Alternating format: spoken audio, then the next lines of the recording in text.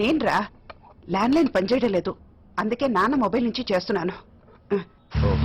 ఎలా ఉన్నావురా? ప్రియా వచ్చిందా? లేదమ్మా, తన ఫ్లైట్ కొంచెం లేట్ అవుతుందంట. నేను వెళ్ళి పికప్ చేసుకుంటాను, నువ్వేం పని అవుతుంది. Okay okay. గీత ఎలా ఉందిరా?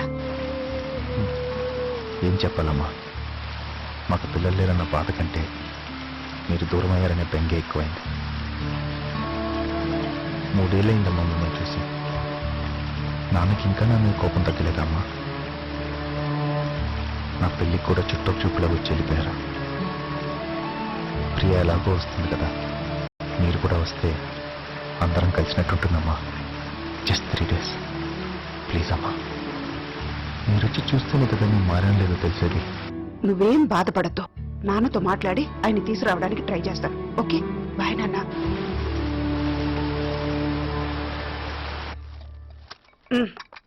అదేంటి కాఫీ ఇవ్వు. మీరే పోసుకోండి. ఏంటి ఎంత కోపం? కోపం నాకు కాదండి, మీకు. ఆ? ఏళ్ల తరపడి కోపం పెట్టుకునేది మీరండి. కొడుకుని చూసి ఎన్నేళ్ళు అవుతుంది? అయినా మీ కోపం కొడుకు మీద కదా. కోడలు ఏం తప్పు చేసింది? తన కోసమైనా ఒక్కసారి వెళ్ళొద్దామండి. వాడు మారాలనే కదండి మీరు ఇంత దూరం వచ్చారు. వాడు మారేడా లేదో వెళ్ళి చూస్తే కదండి తెలిసేది. ప్లీజ్ అండి, మనం వెళ్దామండి ప్లీజ్.